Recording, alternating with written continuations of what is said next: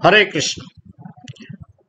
আজ সকালবেলায় আমি একটা ভিডিও বের করেছিলাম যে অমুসলিম মানুষ যখন জন্মসূত্রে পাগল হয়, অনেকে আছে জন্ম থেকেই পাগল অমুসলিম, তো তার যখন 60 বছর বয়স হবে বা 70-80 বছর কিংবা বড় জোর 100 বছর বয়স হবে, তখন সে যদি মারা যায় 60 বছর বয়সে বা 70 বছর বয়সে, একজন অমুসলিম পাগল যদি মারা যায়, মনে করুন হিন্দু পরিবারে জন্মগ্রহণ করেছেন, সারা জীবন পাগল ছিলেন, তার মৃত্যুর পর তিনি কোথায় যাবেন? তো ফাতেমা মাতাজি অনেক লম্বা উত্তর দিয়েছেন, কিন্তু আমার ওই প্রশ্নটি স্পর্শ করেননি।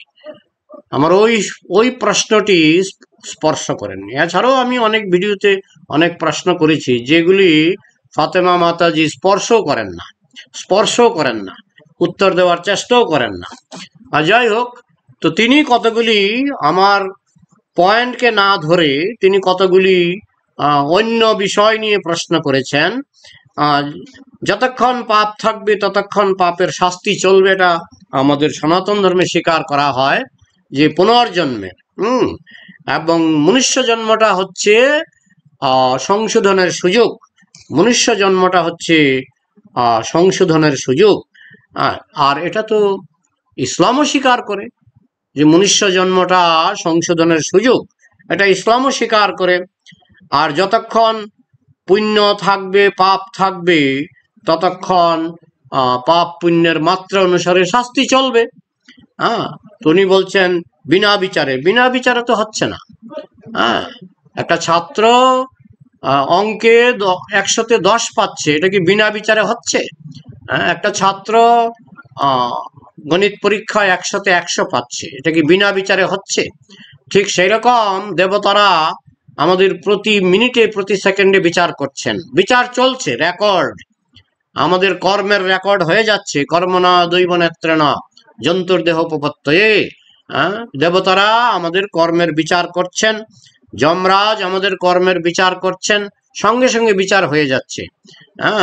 মৃত্যুর পরে আমরা সেখানে গেলে সে বিচারের ফলটা আমাদেরকে ঘোষণা করা হয়, কিন্তু বিচার এখনই চলছে। আমরা পৃথিবীতে থাকা কালেই আমরা 1 মিনিট পাপ করছি, 1 মিনিটের রেকর্ড হয়ে যাচ্ছে।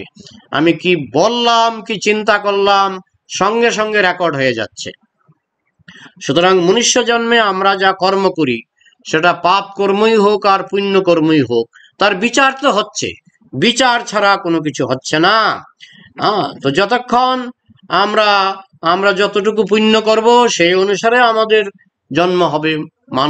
মানুষ হয়ে জন্ম হতে পারে, দেবতা হয়ে জন্ম হতে পারে, এগুলো হলো পুণ্যের ফল। আর পাপের ফলে পঙ্গু হয়ে জন্ম হতে পারে, পাগল হয়ে জন্ম হতে পারে, অন্ধ হয়ে জন্ম হতে পারে, এগুলি হচ্ছে পাপের ফল। তো উনি বলছেন এখানে সমতা কোথায়?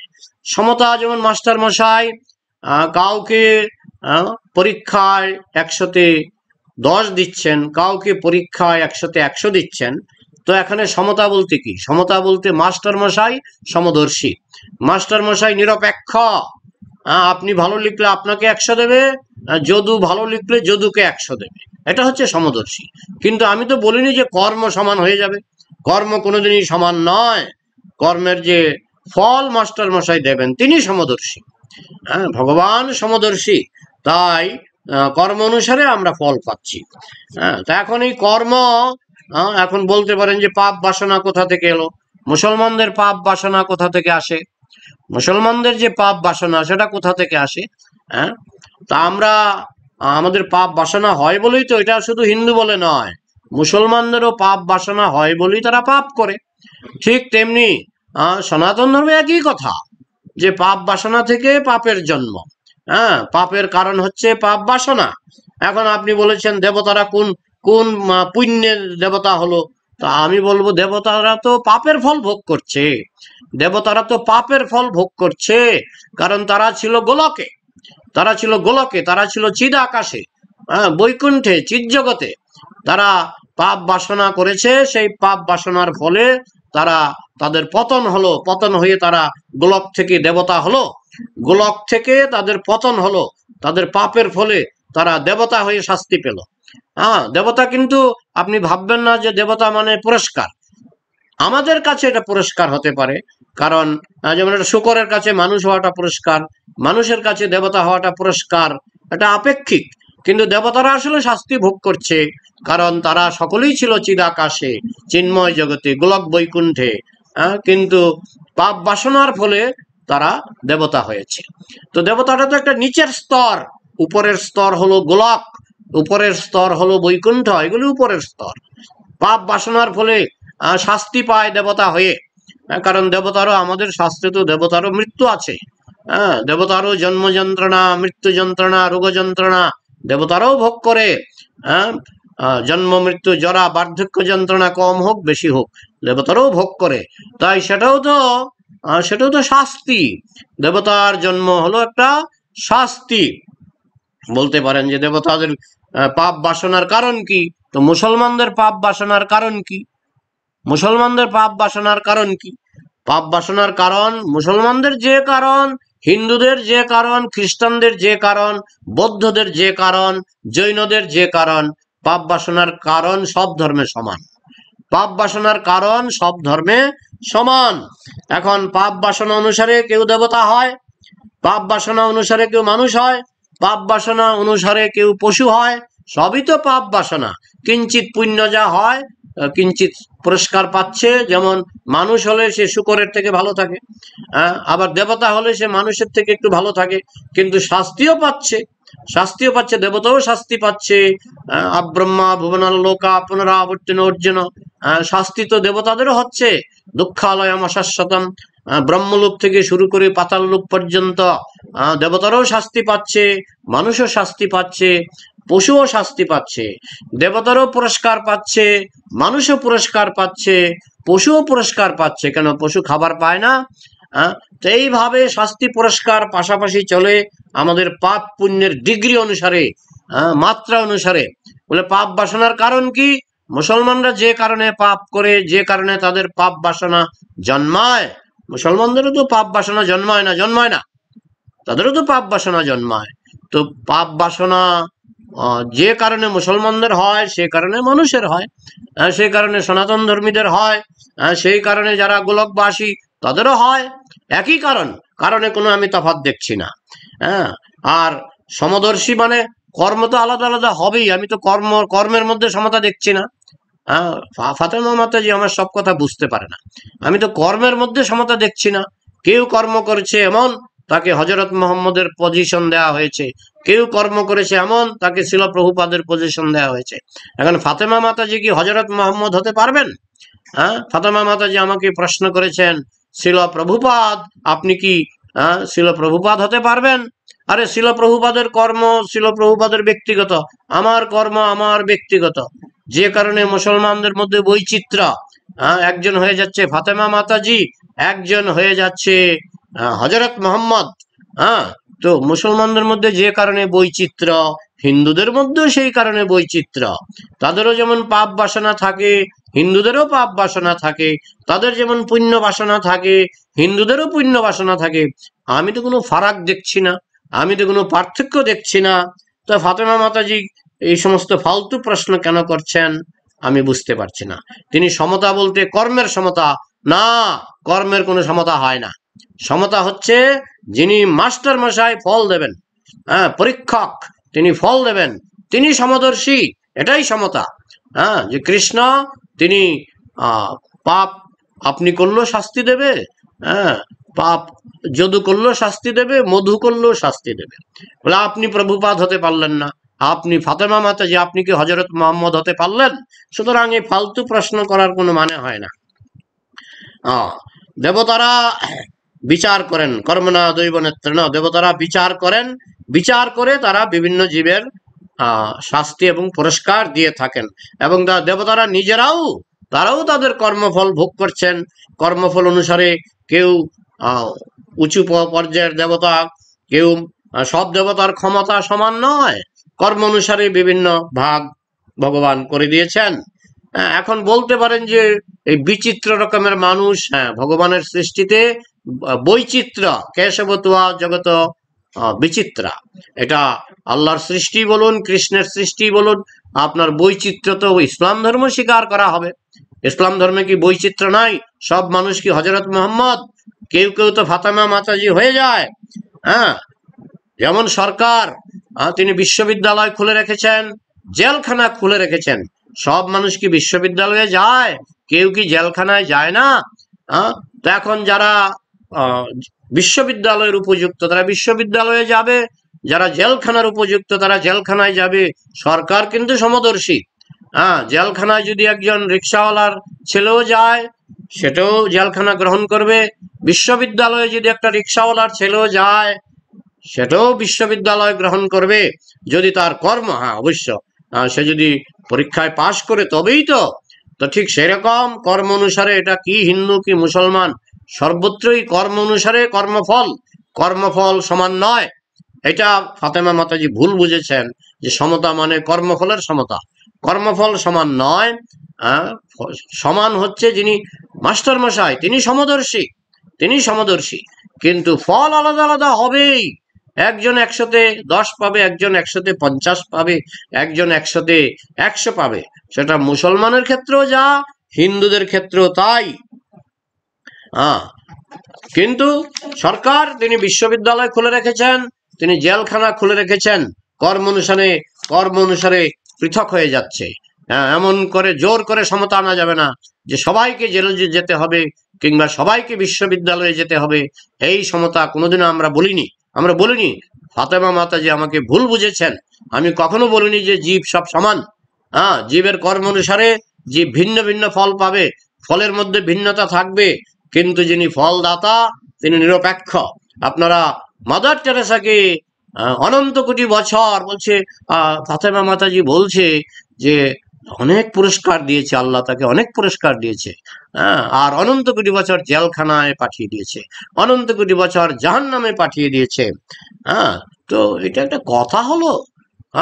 কোন দেশের কোন সরকার যে বলবে যে মাদার টেরেসা জীবদ্দশায় যে তাকে ফাঁসিতে ঝোলানো হোক? একমাত্র আপনাদের আল্লাহ বলবে। কোনো কমন সেন্সওয়ালা মানুষ সেটা বলবে না। আপনারা তো আমাদের প্রভুপাদকেও অনন্ত কোটি বছর জান্নাতে পাঠাতে প্রস্তুত। আপনারা তো বলেন যে প্রভুপাদ মৃত্যুর পরে তিনিও জাহান্নামে। দেখুন, আমার অনেক সময় বয়সের কারণে হয়তো আমার স্লিপ অফ টাং হতে পারে, কিন্তু আমি যা বলি, আমি কখনো ওই আপনাদেরকে কনফিউজ করার জন্য বলি না। আমি যা বলি, স্লিপ অফ টাঙে যেমন অনেক সময় জান্নাতের জায়গায় জাহান্নাম বলে ফেলি, সেটা স্লিপ অফ টাং হতে পারে, কিন্তু সংশোধনের সুযোগ রয়েছে। আপনারা তো ছিল প্রভুপাদকেও বলেন যে তিনিও জাহান্নামে চলে যাবেন। তো আমরা কি এত সহজে সেটা মেনে নেব? প্রভুপাদকে জাহান্নামে পাঠিয়ে দিচ্ছেন আপনারা। মামার বাড়ির আবদার, পাগলের আবদার। প্রভুপাদ আমি ফাতেমা কি হজরত মোহাম্মদ হতে পারবেন? ফাতেমা মাতাজি কি হজরত মোহাম্মদ হতে পারবেন? ফাতেমা মাতাজি আমাকে প্রশ্ন করলেন, প্রভুপাদ তো সেনাপতি ভক্ত হয়ে গেলেন, আপনি কেন হতে পারলেন না? আরে ফাতেমা মাতাজি, আপনি কেন হজরত মোহাম্মদ হতে পারলেন না? তো যাই হোক, আপনি দেবতাদের প্রসঙ্গ তুলেছেন। দেবতারও পাপের ফল ভোগ করছে, আবার তারা পুণ্যের ফলও পাশাপাশি ভোগ করছে। আর বিচার আমাদের তো আর কিয়ামতের মতো নয়। আমাদের হচ্ছে মিনিটে মিনিটে বিচার হচ্ছে, মিনিটে মিনিটে আমাদের কর্মের রেকর্ড হচ্ছে, এবং সেই কর্মের রেকর্ড মৃত্যুর পর রেকর্ড অনুসারে কেউ শুকর হয়ে জন্মাচ্ছে। এগুলি বিচার ছাড়া হচ্ছে না। আপনি বলছেন বিচার ছাড়া নয়। বিচার ছাড়া যেমন মাস্টার মশাই কাউকে 10 দিচ্ছে না, কাউকে 100 দিচ্ছে না, বিচার করেই দিচ্ছে। যাকে 10 দিচ্ছে, যে ছাত্র অঙ্কে 100-তে 10 পাচ্ছে, এটা বিচার ছাড়া নয়। যে ছাত্র অঙ্কে 100-তে 100 পাচ্ছে, সেটা বিচার ছাড়া নয়। বিচার মিনিটে মিনিটে হচ্ছে। শুধু মৃত্যুর পর যমরাজের সামনে চিত্রগুপ্ত তিনি সেই বিচারটাকে ঘোষণা করে দেন যে তোমার জন্ম হবে শুকর হয়ে, তোমাকে যেতে হবে নরকে, তোমার জন্ম হবে গাছ হয়ে, তোমার জন্ম হবে পাখি হয়ে। সেটা ওই যমরাজের আদালতে ঘোষণা করা হয় শুধু, কিন্তু বিচার তো চলছে সঙ্গে সঙ্গে, প্রতি মুহূর্তে বিচার চলছে। তা আপনি বলছেন যে পাপের বাসনা কেন হলো। আরে মুসলমানদের পাপের বাসনা কেন হয়? কিছুদিন আগে দেখলাম একটা ভিডিওতে, পাকিস্তানে এক ভদ্রলোক, মুসলমান ভদ্রলোক তার নিজের কন্যাকে বিবাহ করেছেন। তো তার এই বাসনাটা কেন জাগলো? তো যে কারণে মুসলমানের পাপের বাসনা জাগে, একই কারণে হিন্দুদের পাপের বাসনা জাগে, একই কারণে খ্রিস্টানদের পাপের বাসনা জাগে। আমাদের আমরা কখনোই হিন্দু মুসলমান খ্রিস্টান বলে বিবেচনা করি না, আমরা বিবেচনা করি মানুষ।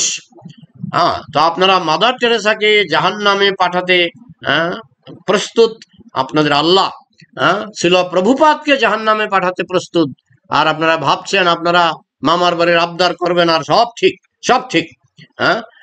ভালো মানুষ কেন চিরস্থায়ী জাহান্নামে যাবে? ছিল প্রভুপাদ ভালো মানুষ, অতি ভালো মানুষ, অতি ভালো মানুষ, অতি ভালো মানুষ, তিনি কেন জাহান্নামে যাবেন? যে আল্লাহ এই ধরনের নির্বিচার করে হিটলারের মতো বোকা লোকেরা মাথা পেতে দেবে, বুদ্ধিমান মানুষ মাথা পাতবে না। ছিল প্রভুপাদ কেন জাহান্নামে যাবেন?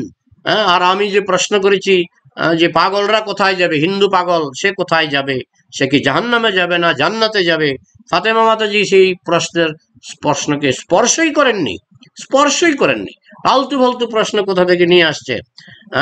মাদার টেরেসা 100 বছর তিনি অনেক কষ্ট করে তিনি এই জগতে সম্মান পেয়েছেন।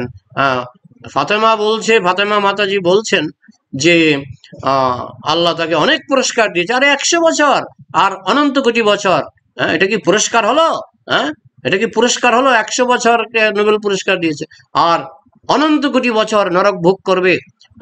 শিল প্রভুপাদকে নাকি অনন্ত কোটি বছর জাহান্নাম ভোগ করতে হবে। এগুলো একটা ধর্ম হলো? এগুলো একটা ধর্ম হলো? বুদ্ধিমান মানুষের শ্রদ্ধা হবে না। তো যাই হোক, আপনি আপনার কথা বলে যান, আমিও আমার কথা বলে যাই। আপনি আমার টার্গেট নন। আমার টার্গেট হচ্ছে আপনাকে, মানে আপনাকে উপলক্ষ করে আমি আমার যেটা আমার উপলব্ধি সেটা আমি সবার মধ্যে শেয়ার করতে চাই, সবার মধ্যে শেয়ার করতে চাই। আপনি যত পারেন বলে যান, আপনি বললেই আমার লাভ, আপনি বললেই আমার লাভ, কারণ আপনি বললেই আপনার বিশ্লেষণ করার সুবিধাটা আসে। চুপ থাকলে তো আমি আর বিশ্লেষণ করার সুবিধা পাবো না। আপনি বলে যান, কিন্তু আমাদের সনাতন ধর্মের যে ব্যাখ্যা, সেই ব্যাখ্যা আপনি ভালো করে বুঝতে পারছেন না, এটা আমি 100% শিওর। আর ছোটবেলা থেকে আপনার মাথা একদিকে বিক্রি হয়ে গেছে, সুতরাং আপনি আমার টার্গেট নন। কারণ আমি জানি বিক্রি করা মাথা আমি ঘোরাতে পারবো না, আমি জানি। কিন্তু একটা কাজ আমি করতে পারবো, আপনার প্রশ্নগুলিকে আশ্রয় করে, আপনার প্রশ্নগুলিকে কেন্দ্র করে আমি অন্যদেরকে বোঝাতে পারবো, যাতে নতুন করে আর কেউ মাথা বিক্রি না করে। হরে কৃষ্ণা। শিল প্রভুপাদ কি জয়।